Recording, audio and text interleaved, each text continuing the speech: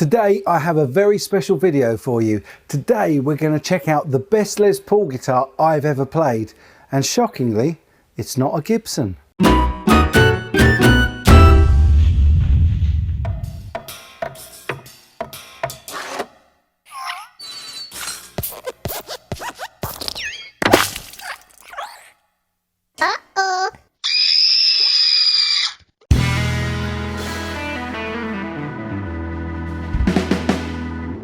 The best Les Paul guitar I've ever played, that's a huge claim, and I realise that, and it's especially controversial given the fact that the guitar we're seeing today isn't a Gibson.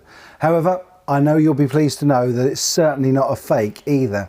It's actually built by a master luthier who I was lucky enough to meet in person twice. But more about that in a minute, and you'll get to hear just how great this guitar plays later in the video too. Before we dive in, just let me warn you to watch out for the Easter egg in this video and stick around until the end to find out what decoding it will mean for you. First, I'm going to tell you about the luthier who built this incredible instrument, and his website tagline should tell you everything you need to know about his philosophy. It says, if it doesn't challenge you, it doesn't change you. Just think about that for a moment.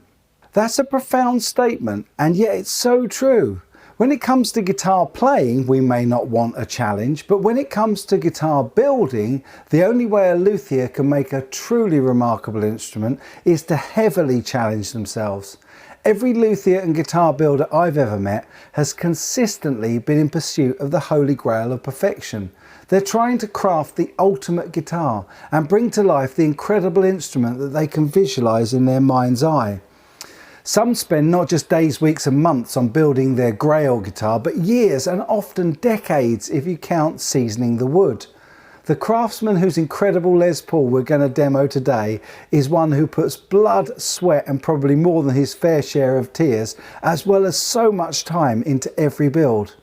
This is his story. He says, I was born on July 5th, 1979 in what was then Yugoslavia. In 1991 I came to Germany with my family at the age of 12. After training as a carpenter, I learnt my current trade with Marcus Kemperl. About a year after my apprenticeship, I started my own business and opened a small workshop of my own. The plan was to stay there for 2 to 3 years because the workshop was very small. In the end, I was there for 10 years. Since August 2017, I moved and now have a workshop in Valberg. A customer said to me, nothing lasts as long as a temporary solution. I come from a long lineage of craftsmen. My grandfather and great-grandfather both made instruments. They crafted pretty much every instrument that's used in Hungarian folk music. I inherited a Hungarian zither, a mandolin, both from my grandpa. In contrast, although my father was an athlete and despite the skipped generation, I discovered my love for making musical instruments and for music. I've seen a lot of instruments over the years. I have all kinds of bits and pieces all over my work table, and I keep everything, whatever it is, as long as I can say that my contribution can bring that instrument back to life, then I do it.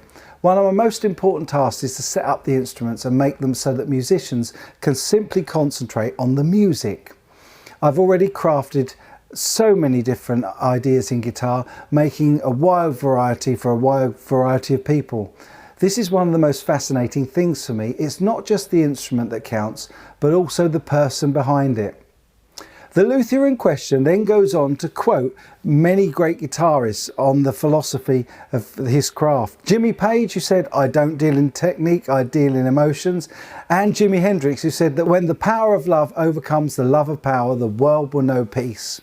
It is of course Jozsi, who I met both times I was invited to 42 Gear Street in Hirschhausen, Germany. You might recall that I did a video where I met up with Philip McKnight, who was upgrading an Ibanez guitar for Tom Quayle with Jozsi's help. I gave you a bit of a studio tour back in that video, and it was so cool to see all the tools and materials used, as well as quite a few exquisite instruments Jozsi's built. Well, this year at Gear Street I did demos of 2 of his guitars, and while they were both incredible instruments that I love playing, this Les Paul style guitar he built was simply amazing. I couldn't put it down, and if I'd had the money I would have brought it home with me, without a doubt. Let's go and take a quick look at the guitar in question.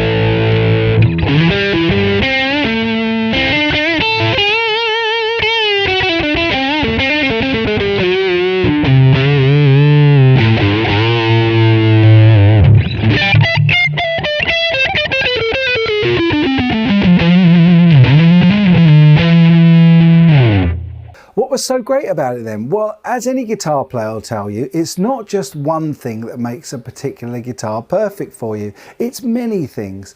And this guitar had a resonance that I've never experienced before. Unplugged, it rung out so loud it almost sounded like an acoustic. What's more, the sustain was great too. However, what I really loved was how that acoustic resonance and sustain was enhanced and developed through the pickups.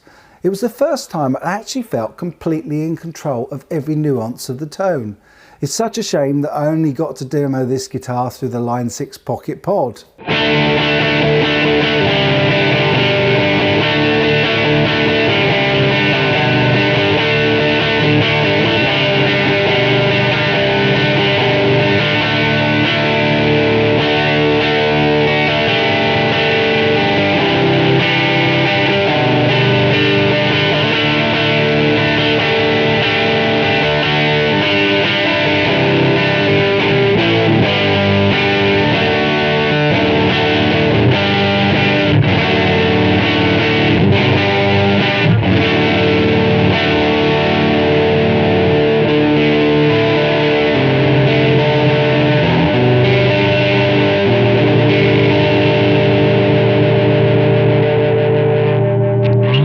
I'd love to have tried this guitar through a tube amp and cranked it, as I honestly think it would have blown my mind.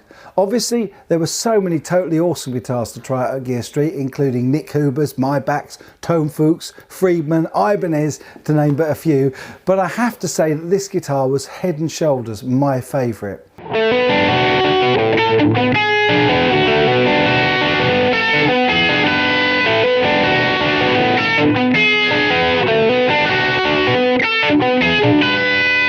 When recording demos for you guys at these events, I'm really conscious of the time and I try to cover so many guitars, and so I generally play for about 5 to 10 minutes on each and check out cleans, crunch and lead tones on the pod.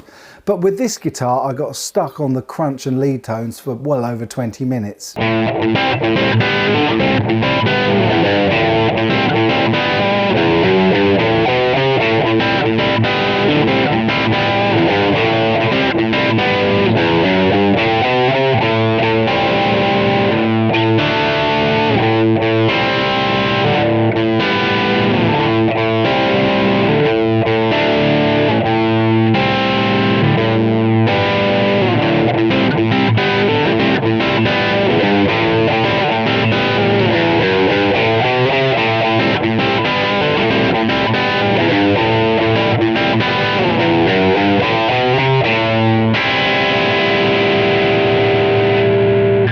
The feel of the guitar was what completely got me, as it just sat and felt like my dream guitar. It was really weird, as I usually like a nice thick chunky baseball bat 50s style neck, and this wasn't that. It was definitely a compound radius, and it was sort of a shallow C shape, almost a D shape with some flatness to it. And when it sat in my lap, I could just feel the resonance as well as hear it. And it's a shame that the Pocket Pod doesn't do its true voice justice. I wasn't the only one to appreciate this Les Paul either. Later, speaking to Henny, he agreed it was one of the best guitars he's ever played too. And that's no small thing from someone who releases a guitar demo on YouTube pretty much every day. Neither of us are huge Les Paul fans either, but there was something so special about this Jozsi Lac Les Paul.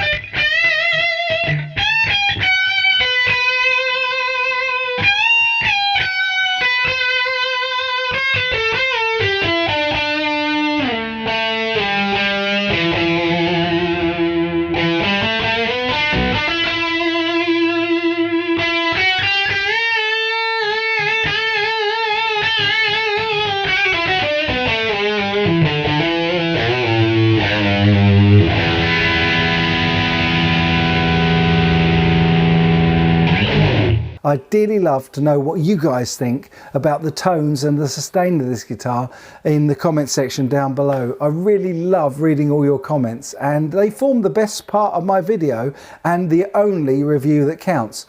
So please leave me a comment below. Also, if you're enjoying this video, please hit that like button now, and also it can't hurt to subscribe. I always appreciate the love. If, however, you haven't enjoyed the video so far, please feel free to hit that dislike button twice. While you do, let's go and listen to a bit more before I give you my final thoughts.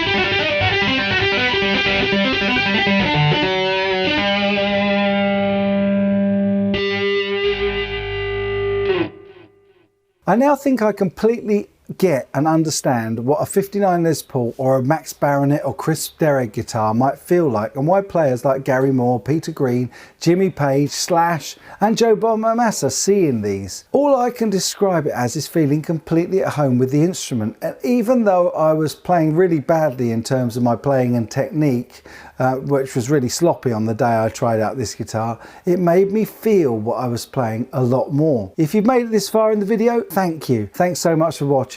Let me know by posting the comment, I can feel that guitar through YouTube. Also, if you found the Easter egg in this or other videos, please follow the links and the instructions, and I hope to bring you a really fun surprise as soon as I can make it happen. Anyway, don't forget to give me your thoughts on this beautiful guitar in the comment section down below, as well as a thumbs up for the video, and also for Jozsi's incredible work. Remember, it can't hurt to subscribe, and if you do, don't forget to ring that notification bell as well too, and that way you'll get to know about future content I upload, as well as my Sunday live show announcements. I really hope I might see you this coming Sunday. In the meantime, I will be back very soon with the very best content I can. But in the meantime, as always, my good friends, you take good care.